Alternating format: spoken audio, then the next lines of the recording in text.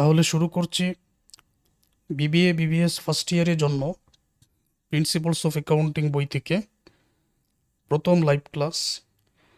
আমরা বেসিক ক্লাসে প্রথমে যা নিয়ে আলোচনা করব, ক্লাসটা রেকর্ডেড থাকবে। যারা লাইভে ক্লাস করতে পারবেন না তারা পরবর্তীতে ক্লাস দেখে নিতে পারবেন। ইম্পর্টেন্ট কিছু আলোচনা প্রথমে শুনতে হবে। সম্পূর্ণ বই জুড়ে যে সকল অঙ্কের সমাধান বোঝানো হবে, যেহেতু আমি বিবিএ বিবিএস ফার্স্ট ইয়ারের সকল ডিপার্টমেন্টের জন্য ক্লাসগুলো নেই, যেখানে আছে accounting department, management department, finance department, marketing department এবং বিবিএস। তো এই জন্য আমি অধ্যায়ভিত্তিক ক্লাসগুলো না দিয়ে অঙ্কভিত্তিক ক্লাসগুলো দিচ্ছি।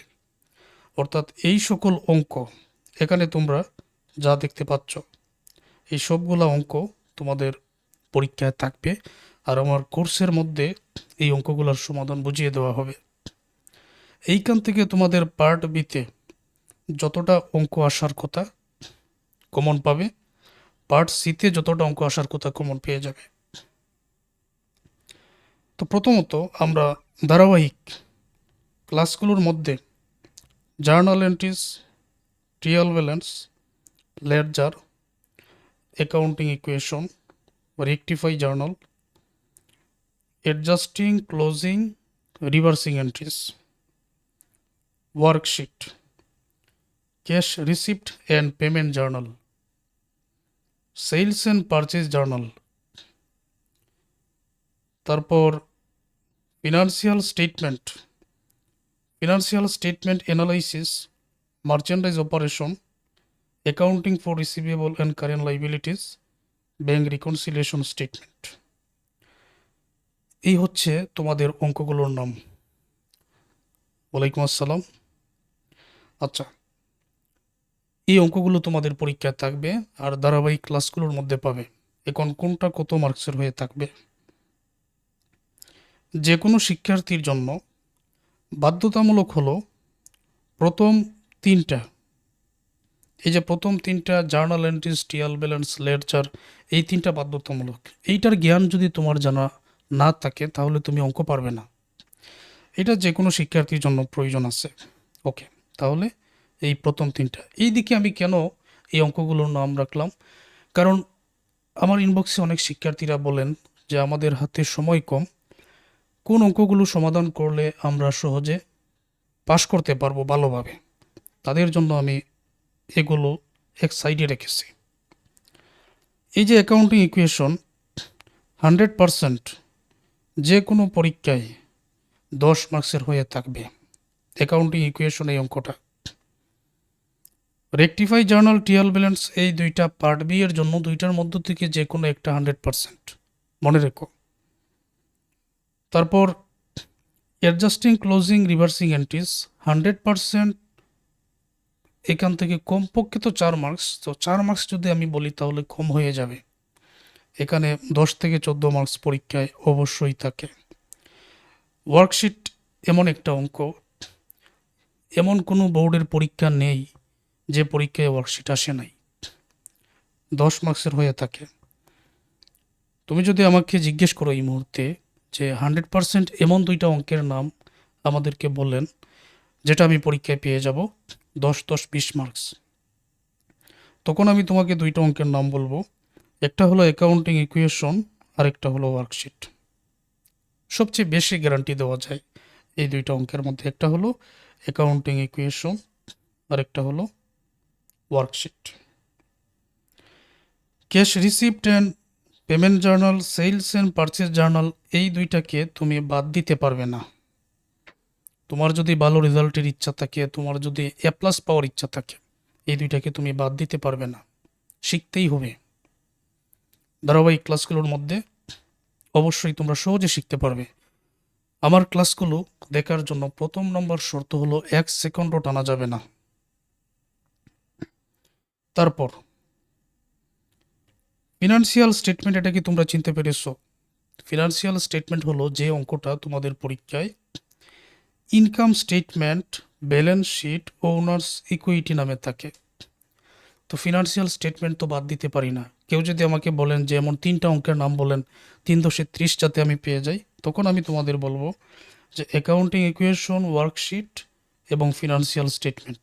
যদি এই 3টাতে তোমার ভালো ধারণা থাকে, আমার ক্লাসগুলো দেখে যদি তুমি সব কিছু সকল বেসিক আয়ত্ত করতে পারো, 330 মার্কস তুমি এখান থেকেই পেয়ে যাবে।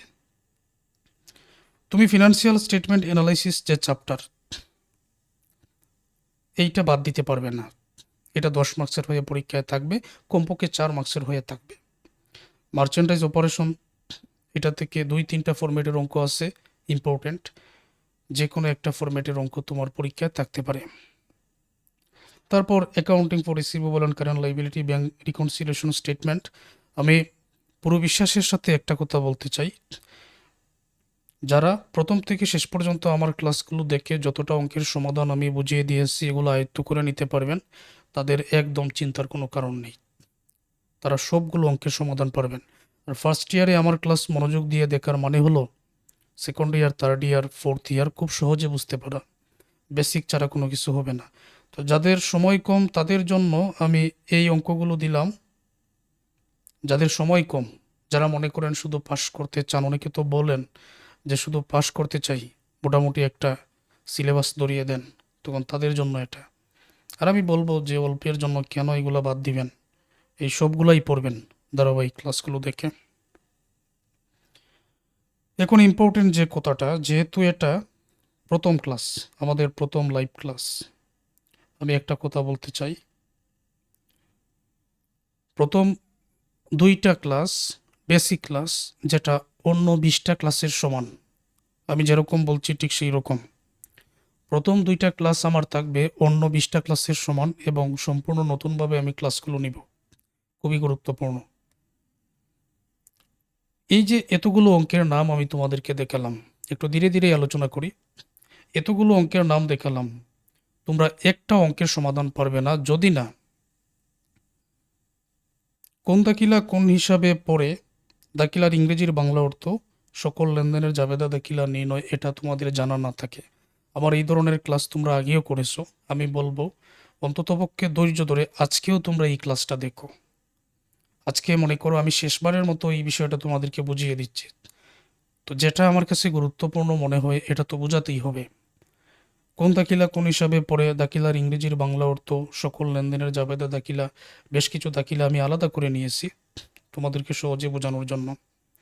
তো 2টা ক্লাসের মধ্যে আমি এই 3টা বিষয় আলোচনা করে এখন বোঝাবো। তো যে উদাহরণটা আমি দিয়ে থাকি, বাংলা পড়ার জন্য অ আ ক খ জানাটা বাধ্যতামূলক, ইংরেজি পড়ার জন্য এবিসিডি জানাটা বাধ্যতামূলক, অ্যাকাউন্টিং অঙ্কের সমাধান করার জন্য এই 3টা বিষয় জানাটা বাধ্যতামূলক। একেবারে প্রথম থেকেই তোমাকে জানতে হবে কোন দাখিলা কোন হিসাবে পড়ে, সকল দাখিলার ইংরেজির বাংলা অর্থ, সকল লেনদেনের জাবেদা দাখিলা। আমি আজকের ক্লাসে কোন দাখিলা কোন হিসাবে পড়ে এটা বুঝিয়ে দিব, দাখিলার ইংরেজির বাংলা অর্থটা বোঝাবো, ব্যাখ্যা করে বোঝাবো। এবং 2 নম্বর ক্লাসে প্রয়োজনীয় বেসিক বিষয় আলোচনা করার পরে সকল লেনদেনের জাবেদা দাখিলা কতটা সহজে আয়ত্ত করা যায়, তোমরা শুধু আমার ক্লাসটা দেখলেই বুঝতে পারবেন যে কতটা সহজে এগুলো আয়ত্ত করে যায়। তো ক্লাসটা একেবারে ফুল স্ক্রিন করে দেখো, কারো কোনো প্রশ্ন থাকলে কমেন্ট করে রাখো, আমি তোমাদের কমেন্ট দেখতে পাচ্ছি। তো আমি বুঝিয়ে দিব, ঠিক আছে, ধীরে ধীরে আলোচনা করি। অতএব আমরা এই সকল অঙ্কের সমাধানের জন্য খুব সহজে বুঝতে পারবো, একটু আমাদের কাছে কঠিন মনে হবে না। এই সকল অঙ্কের সমাধানের জন্য আমরা এখন কোন দাখিলা কোন হিসাবে পড়ে দাখিলার ইংরেজির বাংলা অর্থটা জানবো। তাহলে জেনে নাও, যাদের ব্যাকগ্রাউন্ড কমার্স তারা জানো হিসাব হলো 5টা: সম্পদ, ব্যয়, আয়, দায়, মালিকানা সত্ত্ব। কিন্তু যাদের ব্যাকগ্রাউন্ড সায়েন্স এবং আর্টস তারা এটা জানো না। তো তোমরা আগে কমার্সে পড়ো নাই দেখে কি এখন পারবে না, বিষয়টা এরকম না। ওই বেসিক ক্লাস করার কারণেই কিন্তু তোমাদের কাছে একেবারে সহজ হয়ে যাবে। এর আগে যতটা জ্ঞান তোমাদের অর্জন করার কথা, পুরো জ্ঞান তোমরা আমার এই ক্লাসের মধ্যেই পেয়ে যাবে, চিন্তার কোনো কারণ নেই। সম্পদের ইংরেজি হলো অ্যাসেটস, মনে রেখো। ব্যয়ের ইংরেজি হলো এক্সপেন্স। আয়ের ইংরেজি হলো ইনকাম, দায়ের ইংরেজি হলো লাইবিলিটি, মালিকানা সত্ত্বের ইংরেজি হলো ওনার্স ইকুইটি। তোমাকে সম্পূর্ণ বইয়ের সকল চ্যাপ্টারের যে কোনো অঙ্ক দেওয়া হোক না কেন, যে কোনো প্রশ্ন, যে কোনো ম্যাথ তোমাকে সমাধান করার জন্য বলা হোক না কেন, ওই ম্যাথের মধ্যে দেওয়া থাকবে হয়তোবা যে কোনো দাখিলা অথবা যে কোনো লেনদেন। আবার বলি, তোমাকে যে কোনো ম্যাথ, সম্পূর্ণ বইয়ের যে কোনো চ্যাপ্টারের যে কোনো ম্যাথ সমাধান করার জন্য বলা হয় না কেন, ওই ম্যাথের মধ্যে হয়তো কোনো দাখিলা থাকবে, মানে বেশ কিছু দাখিলা থাকবে অথবা লেনদেন থাকবে, যেগুলো বুঝে তোমাকে সমাধান করতে হবে। তুমি যদি প্রতিটি দাখিলার ব্যাখ্যা, বাংলা অর্থ আগে থেকে জেনে যাও, তুমি যদি যে কোনো লেনদেনের জাবেদা দাখিলা নির্ণয় করার কৌশল আগে থেকে জেনে যাও, তাহলে কি তোমার জন্য একেবারে সহজ হবে না? অবশ্যই হবে। এই জন্য আমি এই বিষয়গুলোর উপরে প্রথমেই এতটা গুরুত্ব দিয়ে থাকি। ওকে, এখন যে কোনো দাখিলা, দাখিলা কোনগুলো দেখাচ্ছি। যে কোনো দাখিলা এই 5টা হিসাবের মধ্য থেকে যে কোনো একটার মধ্যে পড়বেই, এই যে কোনো একটার মধ্যে পড়বেই। আর কোনটার মধ্যে পড়েছে এটা বুঝতে পারলেই তোমার জন্য অ্যাকাউন্টিং একেবারে সহজ, যদি আমার ধারাবাহিক ক্লাসগুলো দেখতে পারো। আচ্ছা, তাহলে আমি পর্যায়ক্রমে প্রথমে অ্যাসেটস বা সম্পদ, তারপর এক্সপেন্স, তারপর ইনকাম, লাইবিলিটিজ, ওনার্স ইকুইটি খুব সহজে এখন বুঝিয়ে দিতেছি। কারো যদি কোনো প্রশ্ন থাকে কমেন্ট করে রাখবেন, আমি ধারাবাহিক আলোচনা করতেছি। তো মনে করো শেষবারের মতো আমি বিষয়গুলো তোমাদের বুঝিয়ে দিচ্ছি, এরপর আমি আর এই ধরনের ক্লাস নিব না। তো অ্যাসেটস বা সম্পদ, সম্পদ 3 ধরনের হতে পারে: কারেন্ট অ্যাসেটস চলতি সম্পদ, ইনভেস্টমেন্ট অ্যাসেটস বিনিয়োগ সম্পদ, ফিক্সড অ্যাসেটস স্থায়ী সম্পদ। কারেন্ট অ্যাসেটস বা চলতি সম্পদের মধ্যে যেই সকল সম্পদ ব্যবসায়ের মধ্যে হ্রাস বৃদ্ধি আছে, চলমান থাকে, বছরের ভিতরে ব্যবসায়ের মধ্যে হ্রাস বৃদ্ধি আছে, তাকে বলা হয় কারেন্ট অ্যাসেটস অথবা চলতি সম্পদ। আমি এখানে যে উদাহরণগুলো দিব, যে পয়েন্টগুলো বলবো, তোমরা শেষবারের মতো মনে রাখো, একেবারে সহজ হয়ে যাবে ইনশাল্লাহ। ক্যাশ ইন হ্যান্ড, হাতে নগদ। তোমার ব্যবসায়ের মধ্যে যে নগদ টাকাটা আছে এটাকে বলা হয় হাতে নগদ, ব্যবসায়ের যে টাকাটা থাকে। আজকে যদি তোমার ব্যবসায়ের মধ্যে ধরে নিলাম নগদ টাকার পরিমাণ আছে 5,000, উদাহরণস্বরূপ, আগামীকালকে এই 5,000 টাকাই থাকবে, নাকি আরও বৃদ্ধি পেতে পারে বা হ্রাসও পেতে পারে? তার মানে এটা হ্রাস বৃদ্ধি আছে, সুতরাং এটা চলতি সম্পদ। সহজ ব্যাখ্যা। ক্যাশেট ব্যাংক, ব্যাংকে জমা। আমি ধরে নিলাম আজকে তোমার ব্যাংকে জমা আছে 10,000 টাকা। আগামীকাল, 1 সপ্তাহ পরে বা 1 মাস পরে অথবা বছরের ভিতরে যদি তোমার ব্যবসায়ের মধ্যে ব্যবসায়ের টাকাগুলো নিয়ে আরও ব্যাংকে জমা রাখো বা ব্যাংক থেকে তুমি টাকাটা তুলতেও পারো, এরকমও তো হতে পারে। তার মানে এটারও হ্রাস বৃদ্ধি আছে। এবং এই যে ব্যাংকের টাকাটা, এটা তোমার ব্যক্তিগত পকেটের টাকা কিন্তু নয়, এটা তোমার ব্যবসায়ের টাকা, এটা তোমার ব্যবসায়ের টাকা। খুব মনোযোগ দিয়ে বুঝবেন। তোমরা পরবর্তী ক্লাসে যে অঙ্কগুলো সমাধান করবেন, সেই অঙ্কগুলোর মালিক নিজেকে ধরে নেবেন। যখন আমি অঙ্কের সমাধান করব, তখন অঙ্কের মালিক আমি নিজেকে ধরে নিব। তুমি যখন অঙ্কের সমাধান করবে, তখন তুমি নিজেকে ওই প্রশ্নের বা ম্যাথের বা অঙ্কের ব্যবসা প্রতিষ্ঠানের মালিক নিজেকে ধরে নেবে। এই হলো আমার গুরুত্বপূর্ণ একটা কথা। আমার গুরুত্বপূর্ণ 2 নম্বর কথা হলো, সবসময় যে কোনো অঙ্কের মধ্যে নগদ নিয়ে চিন্তা করবে। বিশেষ করে জাবেদা দাখিলা নির্ণয়ের ক্ষেত্রে সবসময় নগদ নিয়ে চিন্তা করবে। এই জায়গায় আছে অ্যাকাউন্ট রিসিভেবল, দেনাদার। এই দেনাদারটা বোঝানোর জন্য আমি একটা কথা বলবো, উদাহরণ দিচ্ছি। সেটা হচ্ছে, কোনো খাত থেকে যদি মনে হয় ভবিষ্যতে নগদ টাকা আসবে, সেটা হলো চলতি সম্পদ। তোমাদের কি মনে থাকবে? যেমন তোমাকে যে কোনো ম্যাথ করার জন্য বলা হবে, মানে এটা ব্যবসায়িক অঙ্ক হবে। তো একটা ব্যবসায়ে আয়ের প্রধান উৎস হলো বিক্রয় করা। বিক্রয় করলে আয় হবে।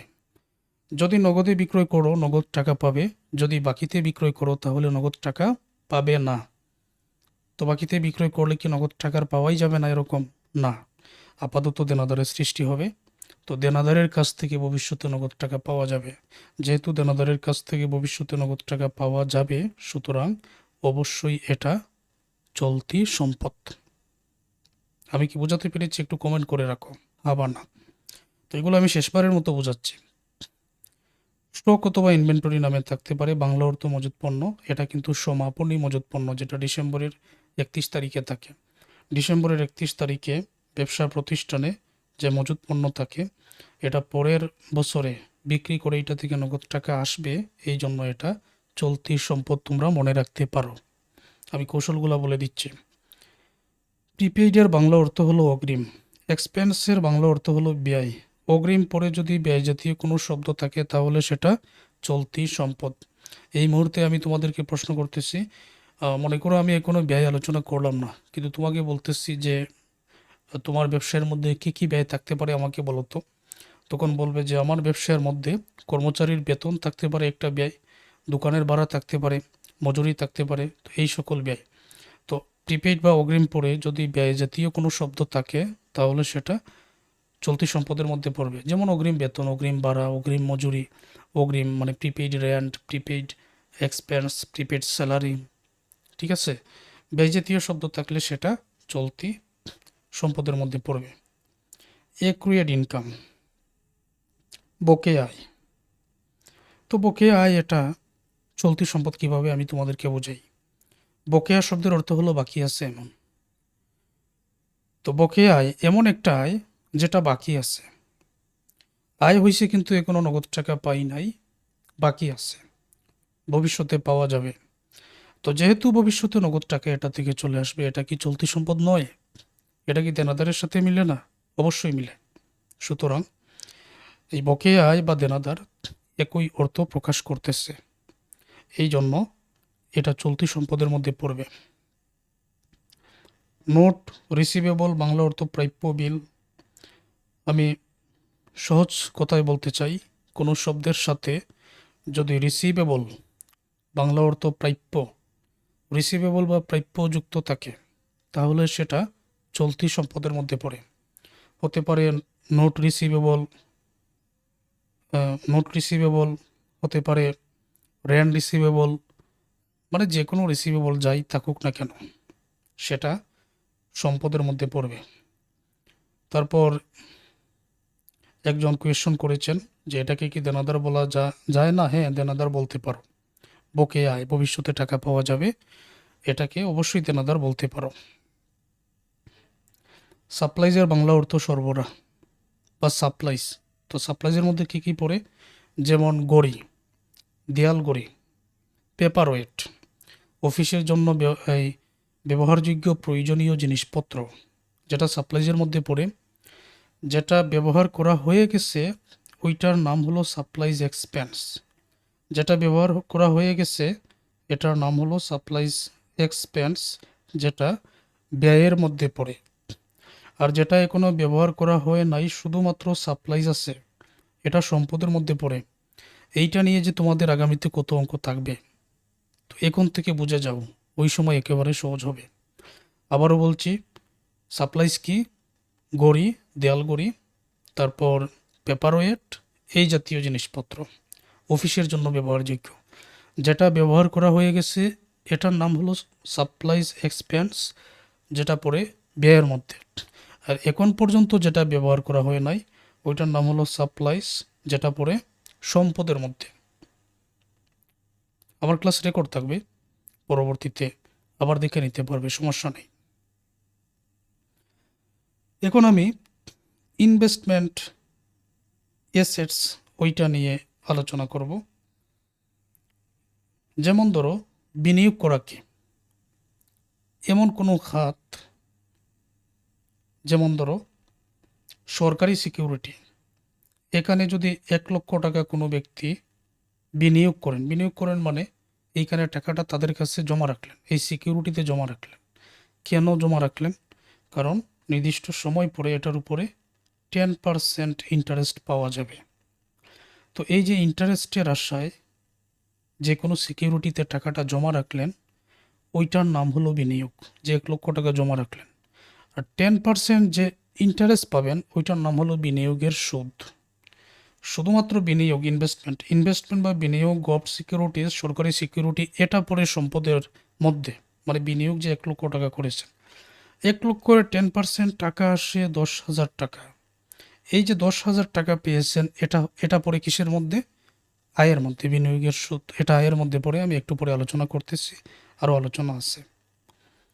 তো এরকমভাবে ইনভেস্টমেন্ট, গভর্নমেন্ট সিকিউরিটিজ, এটার পরে আরও অনেক কিছু আছে। আমি সব কিছু নিয়ে আসলাম না, তোমাদের শুধু যা প্রয়োজন সেগুলো নিয়ে এসেছি যাতে সহজ মনে হয়, এবং যা প্রয়োজন সেটাই আমি তোমাদেরকে বোঝাচ্ছি।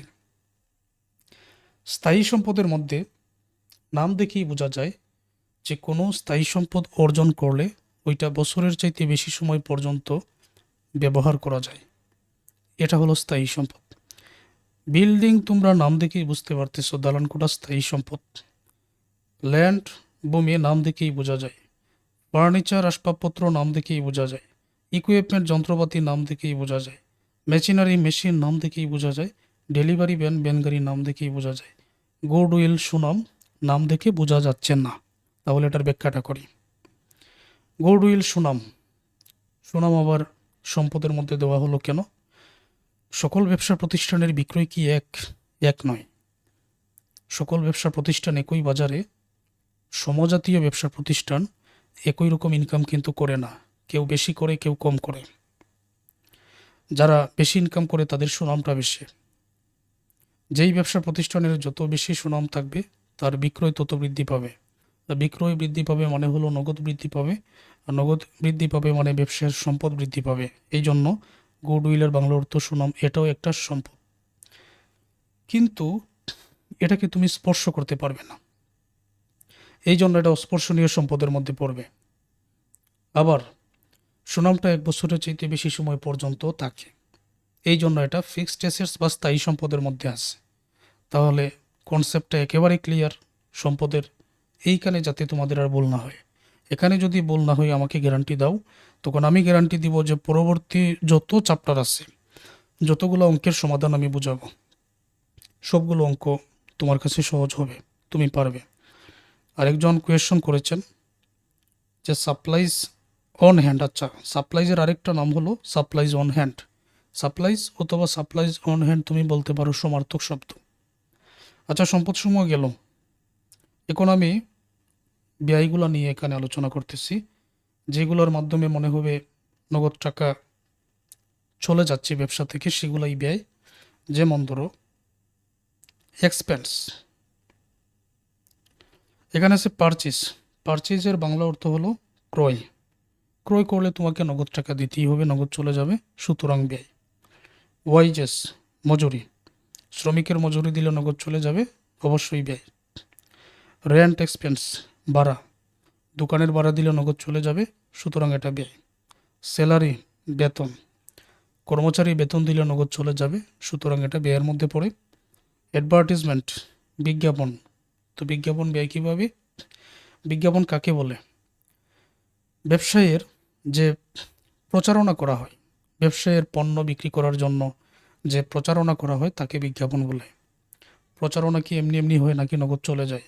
নগদ চলে যায়, এই জন্য এটা ব্যয়ের মধ্যে পড়ে। অ্যাপ্রেন্টিসশিপ অ্যালোয়ান্স, শিক্ষানবিশ ভাতা।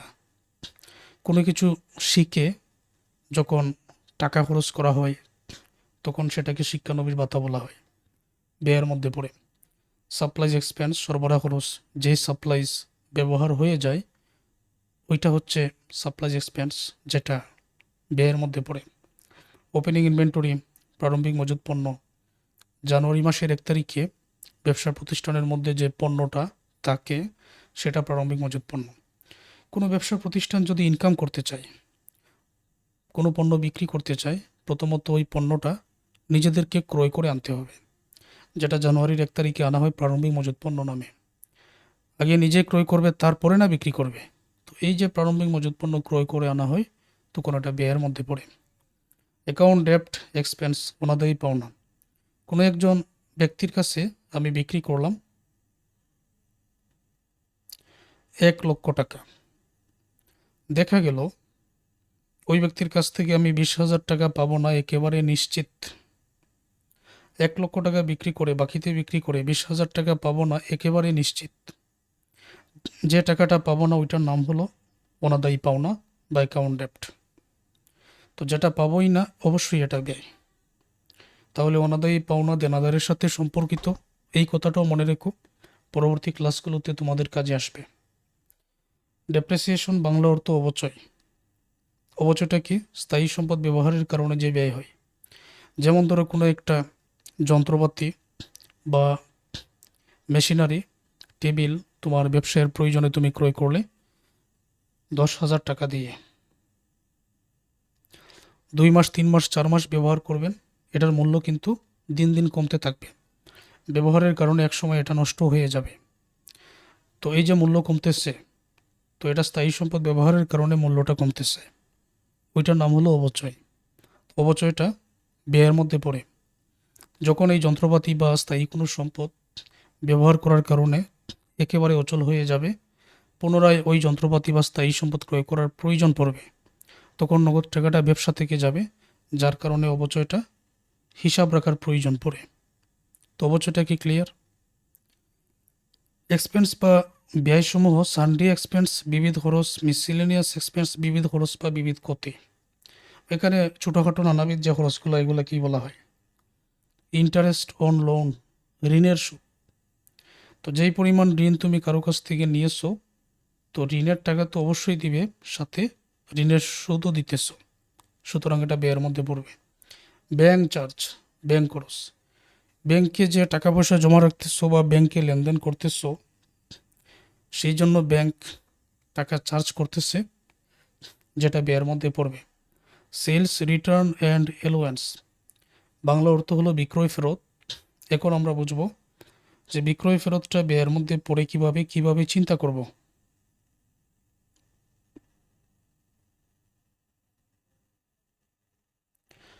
আমি একজন ব্যবসায়ী, আমি কারো কাছে বিক্রি করেছি 10,000 টাকা। আমি তো বিক্রি করেছি ইনকামের জন্য, এটা কি ফেরত পাওয়ার জন্য বিক্রি করেছি? না। বিক্রয় করার পরেও যদি আমি কোনো পণ্য ফেরত পেয়ে যাই, সেটার নাম হলো বিক্রয় ফেরত। কিন্তু আমি বিক্রয় করেছি ফেরত পাওয়ার জন্য নয়। তো বিক্রয় করার পরে যেহেতু আমি পণ্যটা আবার ফেরত পেয়ে যাই, এটা আমার জন্য ভালো দেখায় না, এটা আমার জন্য খারাপ দেখায়, সুতরাং ধরে নিতে পারি ব্যয়। এইগুলো একটা উদাহরণ। আরেকটা উদাহরণ হলো, যখন আমি কারো কাছে বিক্রি করেছি, নগদ টাকাটা কিন্তু আমার ব্যবসার মধ্যে চলে আসছে। বিক্রয় করার পরে যখন আমি পুনরায় ওই পণ্যটা ফেরত পেয়ে গেলাম, নগদ টাকাটা পুনরায় আমার ক্যাশ থেকে চলে যাচ্ছে। আগে আয় ছিল নগদ পাওয়ার কারণে, আর এখন নগদ টাকা দেওয়ার কারণে ব্যয় হয়ে গেল। এর চেয়ে ভালো উদাহরণ আর হয় না। আশা করব একেবারে ক্লিয়ার। ইন্টারেস্ট অন ক্যাপিটাল, মূলধনের সুদ। যত টাকা নিয়ে যা কিছু নিয়ে ব্যবসা শুরু করা হয়ে থাকে, ক্যাপিটাল বা মূলধন বলে। আমার কাছে 10 লক্ষ 5 লক্ষ টাকা আছে, এটা নিয়ে আমি ব্যবসা শুরু করতে পারি, সুদের কোনো প্রয়োজন নেই। তাহলে সুদটা কখন আসে? যখন কোথাও থেকে 1 লক্ষ 2 লক্ষ 5 লক্ষ টাকা নিয়ে আমি ব্যবসা শুরু করব, ঠিক তখনই 10% 5% ইন্টারেস্টটা দিতে হবে। এটাকে বলা হবে মূলধনের সুদ, যেটা ব্যয়ের মধ্যে পড়বে। আয়সমূহ নিয়ে আলোচনা করব, যেগুলোর মাধ্যমে মনে হবে ব্যবসার মধ্যে নগদ টাকা চলে আসছে, সেটাই আয়ের মধ্যে পড়বে। যেমন আছে এখানে সেলস, বাংলা অর্থ বিক্রয়, বিক্রয় করলে তো আয় হবে, নগদ আসবে। ইন্টারেস্ট অন ইনভেস্টমেন্ট, বিনিয়োগের সুদ। তো বিনিয়োগ কি আমরা একটু আগে জেনেছি, বিনিয়োগ করার কারণে যে সুদ বা মুনাফাটা পাওয়া যাচ্ছে, সেটাই বিনিয়োগের সুদ, আয়ের মধ্যে পড়বে। কমিশন রিসিপ্ট, কমিশন প্রাপ্তি, আর কমিশন প্রাপ্তি মানেই নগদ প্রাপ্তি। এক কথায় বলতে চাই, রিসিপ্ট অথবা প্রাপ্তি থাকলেই কিন্তু সেটা আয়। ইন্টারেস্ট অন ব্যাংক, ব্যাংক জমার সুদ। ব্যাংকে যত টাকা জমা আছে, তার উপর যে ইন্টারেস্টটা পাচ্ছ, অবশ্যই এটা আয়। অ্যাপ্রেন্টিসশিপ প্রিমিয়াম, শিক্ষানবিশ সেলামি, কোনো কিছু শিখিয়ে যখন তুমি ইনকাম করবে, কাউকে কোনো কিছু শিখিয়ে যখন টাকা পাওয়া যায়, সেটার নাম হলো শিক্ষানবিশ সেলামি, আয়ের মধ্যে পড়ে। ইন্টারেস্ট রিসিভড, সুদ প্রাপ্তি। তো রিসিভড মানে প্রাপ্তি, প্রাপ্তি থাকলেই সেটাই ডিভিডেন্ড রিসিভড, লভ্যাংশ প্রাপ্তি মানে নগদ প্রাপ্তি, যেটা আয়ের মধ্যে পড়ে। এটা নিয়ে আমি একটু বিস্তারিত আলোচনা করতেছি। একটা কোম্পানি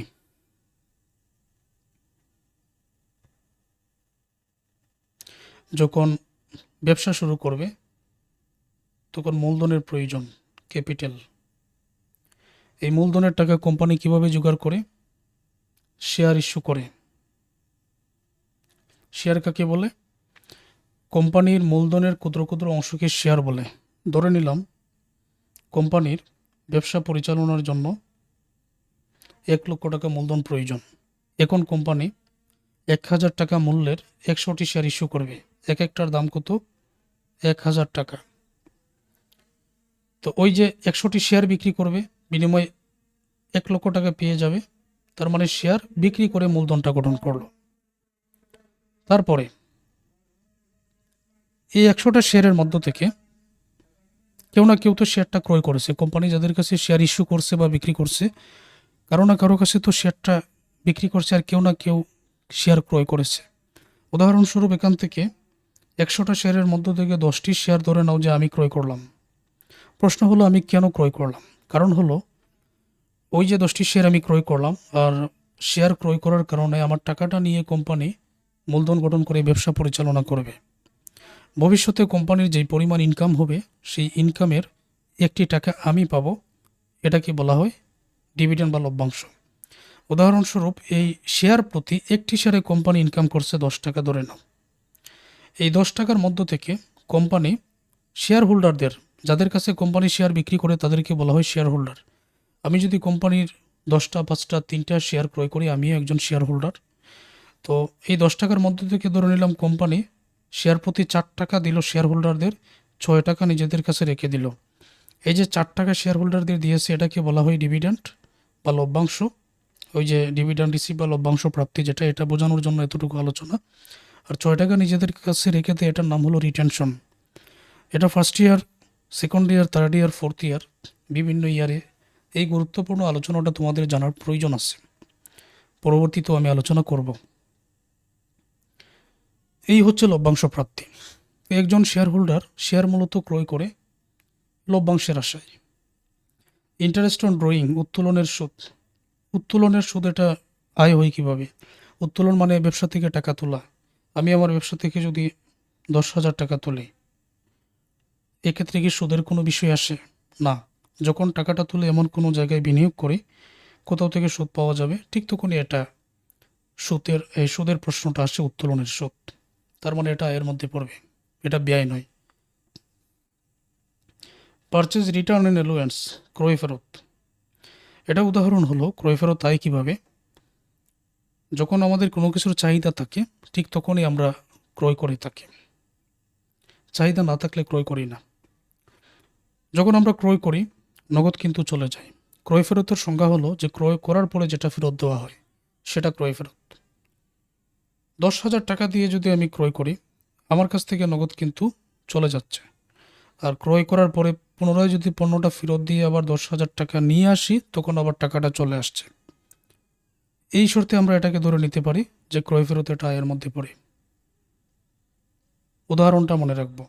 সার্ভিস রেভিনিউ সেবায় ব্যবসা প্রতিষ্ঠান দুই ধরনের, উৎপাদনমূলক আর সেবামূলক। উৎপাদনমূলক প্রতিষ্ঠান যেটা ক্রয় বিক্রয় করে টাকা উপার্জন করে, সেবামূলক প্রতিষ্ঠান যেটা সেবা প্রদান করে টাকা উপার্জন করে।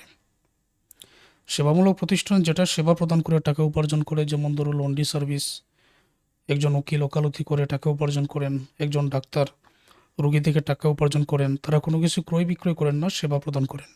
তো সেবা এবার সার্ভিস রেভিনিউ, এটাও কিন্তু আয়ের মধ্যে পড়ে। এখন আমরা দায়সমূহ নিয়ে আলোচনা করব। দায় দুই ধরনের, কারেন্ট লাইবিলিটিস বা চলতি দায়। এইখানে কালো রঙের যতটা এটা চলতি দায়, লাল রঙের যতটা এটা দীর্ঘমেয়াদী দায়, লং টার্ম ডেপ্ট, এটা current liabilities. Account payable Bangla অর্থ পাওনাদার। যে ব্যক্তি আমার কাছে টাকা পাবে আমি তার কাছে দায়বদ্ধ, তার নাম পাওনাদার। ব্যাংক ওভারড্রাফট, ব্যাংক জমাতিরিক্ত। উদাহরণস্বরূপ আমার ব্যাংকে জমা আছে 10,000 টাকা, আমি ব্যাংক থেকে উত্তোলন করে নিলাম 12,000 টাকা। তাহলে 2,000 টাকা বেশি উত্তোলন করছি, 10,000 টাকা জমা আছে, এটা আমি তুলতেই পারি। তো 2,000 যেটা বেশি উত্তোলন করছে, তো এটার নাম হলো ব্যাংক জমাতিরিক্ত, যেটা ব্যাংক পাবে, ব্যাংকের কাছে দায়বদ্ধ। অ্যাক্রুয়েড এক্সপেন্স, বকেয়া খরচ। বকেয়া মানে বাকি আছে এমন, যে ব্যয়টা বাকি থাকে, যেমন ধরো বকেয়া বেতন, বকেয়া ভাড়া, বকেয়া মজুরি, মানে যে বেতন এখনও বকেয়া আছে, যে ভাড়াটা এখনও বকেয়া আছে যেটা দিতে হবে, তো এগুলো দায় বোঝায়। ঠিক আছে। ইন্টারেস্ট পেবল, বকেয়া সুদ, যে সুদের টাকাটা এখনও বাকি আছে দিতে হবে, দায় বোঝায়। আনআর্ন রেন্ট, অনুপার্জিত আয়। তো অনুপার্জিত আয়টা কি? মনে করো 10,000 টাকার পণ্য পরের মাসে বিক্রি করব, টাকাটা আজকে পেয়ে গেছি, আজকে টাকাটা পেয়ে গেছি, এখনও বিক্রি করি নাই। তো যার কাছে বিক্রি করব সে তো আজকে টাকাটা দিয়ে গেছে, আমি কি বলতে পারি যে এটা আমার আয় হয়ে গেছে? না। যদি ওই ব্যক্তি আবার টাকাটা এসে নিয়ে যায়, তার মানে এখনও আমি দায়বদ্ধ আছি, এখনও আয় হয়ে নাই, ওইটা হলো অনুপার্জিত আয়। তো যেমন ধরো আমি সেবা প্রদান করব 10,000 টাকার, টাকা আমি আগে পেয়ে গেছি কিন্তু এখনও সেবা প্রদান করি নাই, সুতরাং যতক্ষণ না সেবা প্রদান করতেছি ততক্ষণ যাবত আমি দায়বদ্ধ। এটাকে বলা হয় অনুপার্জিত আয়। এটা নিয়ে তোমরা অঙ্ক পাবে আগামীতে। নোট পেবল, প্রদেয় নোট। প্রদেয় নোট বা প্রদেয় বিল, যেটার মধ্যে লেখা থাকে 3 মাস 4 মাস পরে সুদে আসলে টাকাটা পরিশোধ করতে হবে, তার মানে এটা দায় বোঝায়। আর যেহেতু 3 মাস 4 মাস বলতেছে, তার মানে বছরের ভিতরে, সুতরাং এইটা অবশ্যই চলতি দায়ের মধ্যে পড়বে। লোন বা ঋণ, এটা দীর্ঘমেয়াদী দায়, যেটা 1 বছরের চাইতে বেশি সময় পর্যন্ত হতে পারে। মর্টগেজ লোন, বন্ধকি ঋণ। বন্ধকি ঋণ কোনো কিছু বন্ধক রেখে, জামানত রেখে যে ঋণ আনা হয়, এটাও তো 1 বছরের চাইতে বেশি সময় পর্যন্ত হতে পারে। ডিবেঞ্চার বা ঋণপত্র। ঋণপত্র বলতে যেই পত্র ইস্যু করে ঋণ নেওয়া হয়, বিনিময় ইন্টারেস্ট দেওয়া হয়, এটা বছরের চেয়ে বেশি সময় পর্যন্ত হয়ে থাকে, এই জন্য এটাও লং টার্ম ডেপ্ট, দীর্ঘমেয়াদী দায়। দায়গুলো খুব সহজে এখানে আলোচনা করলাম। এখন ওনার সিকিউরিটি, এইটা আলোচনা করা হয়ে গেলে আমাদের একটা ক্লাস শেষ হয়ে যাবে। আমরা পরের ক্লাসে আরও ইম্পর্ট্যান্ট জাবেদা দাখিলা নিয়ে আরেকটা ক্লাস নিব, তারপর আমাদের ধারাবাহিক অঙ্কভিত্তিক ক্লাসগুলো শুরু হয়ে যাবে। ওনার সিকিউরিটি বা মালিকানা সত্ত্ব। মালিকানা সত্ত্ব মানে যেগুলো মালিকের অধিকারে পড়ে, যেগুলো মালিক করে থাকে, যেমন ক্যাপিটাল, মূলধন। যত টাকা নিয়ে ব্যবসা শুরু করা হয় তাকে মূলধন বলে। কে ব্যবসা শুরু করে? মালিকই ব্যবসা শুরু করে, সুতরাং এটা মালিকানা সত্ত্ব। ড্রয়িং, বাংলা অর্থ উত্তোলন, টাকা তোলা। ব্যবসা থেকে টাকা শুধুমাত্র মালিকই তুলতে পারে, এটা সম্পূর্ণ মালিকের অধিকার, এই জন্য এটা মালিকানা সত্ত্ব। জেনারেল রিজার্ভ, সাধারণ সঞ্চিতি। ব্যবসায়ের আয় থেকে নির্দিষ্ট পরিমাণ টাকা যখন মালিক সঞ্চয় করে রাখে, নির্দিষ্ট পরিমাণ টাকা, সেটার নাম সাধারণ সঞ্চিতি। যেহেতু এটা মালিকই সঞ্চয় করে, সুতরাং এটা মালিকানা সত্ত্ব। ইনকাম ট্যাক্স, আয়কর।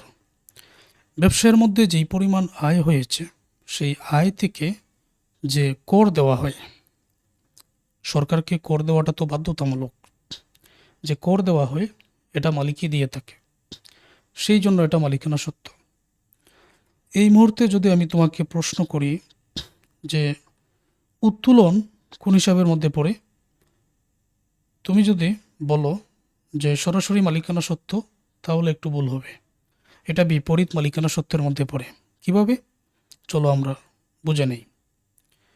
এই যে 5টা হিসাব, সম্পদ, ব্যয়, আদায়, মালিকানা সত্ত্ব, এটার মধ্য থেকে সম্পদ এবং ব্যয় রেওয়া মিলের ডেবিটে বসে, আয় দায় মালিকানা সত্ত্ব রেওয়া মিলের ক্রেডিটে বসে। সম্পদ এবং ব্যয় রেওয়া মিলের ডেবিট, আয় দায় মালিকানা সত্ত্ব রেওয়া মিলে ক্রেডিট।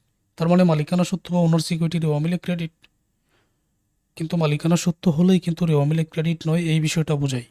যেটা মালিকানা সত্ত্ব বৃদ্ধি করবে ওইটা রেওয়া মিলে ক্রেডিট, আর যেটা মালিকানা সত্ত্ব হ্রাস করবে ওইটা রেওয়া মিলে ডেবিট।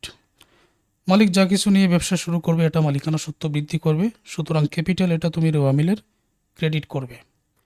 ড্রয়িং মানে টাকা তোলা। মালিক যখন টাকা তুলবে তখন ব্যবসায়ের টাকাটা হ্রাস পাবে, তার মানে মালিকানা সত্ত্ব হ্রাস পাবে। সুতরাং এটা বিপরীত মালিকানা সত্ত্ব। যেটা মালিকানা সত্ত্ব হ্রাস পাবে এটা বিপরীত মালিকানা সত্ত্ব। এটা কিসের মধ্যে পড়ে? এটা বিপরীত মালিকানা সত্ত্বের মধ্যে পড়ে এবং রেওয়া মিলের ক্রেডিট না হয়ে ডেবিট হয়ে যাবে। তার মানে ড্রয়িং বা উত্তোলন রেওয়া মিলে ডেবিট। জেনারেল রিজার্ভ বা সাধারণ সঞ্চিতি, মালিক যখন টাকাটা সঞ্চয় করে রাখে তখন মালিকানা সত্ত্ব বৃদ্ধি পায়, এই জন্য এটা রেওয়া মিলে ক্রেডিট। ইনকাম ট্যাক্স বা আয়কর, মালিক যখন আয়কর দিয়ে দেয় তখন ব্যবসা থেকে টাকাটা হ্রাস পায়, মানে মালিকানা সত্ত্ব হ্রাস পায়। হ্রাস পেলে এটা রেওয়া মিলে ডেবিট। তো বিষয়টা ক্লিয়ার? এটা যদি এখন না বুঝে অনেকে বলবেন যে রেওয়া মিলে গিয়ে ড্রয়িং তো মালিকানা সত্ত্বের মধ্যে পড়ে, আবার মালিকানা সত্ত্ব যেহেতু ক্রেডিট, তাহলে আপনি ড্রয়িং কেন ডেবিটে বসালেন? এই হলো তার উত্তরটা এখানে দিয়ে দিলাম। তো আমার আজকের এই ক্লাস এবং আমার 2 নম্বর ক্লাস, এই দুইটা ক্লাসকে তুমি অন্য 20টা ক্লাসের সাথে তুলনা করতে পারো। তো এটা মনে রেখো, খুবই গুরুত্বপূর্ণ। তো আজকের এই ক্লাসটা এই পর্যন্ত। ক্লাসের রেকর্ডিং তোমাদের প্রাইভেট গ্রুপে দেওয়া হবে, হোয়াটসঅ্যাপ গ্রুপেও আমি জানিয়ে দেব।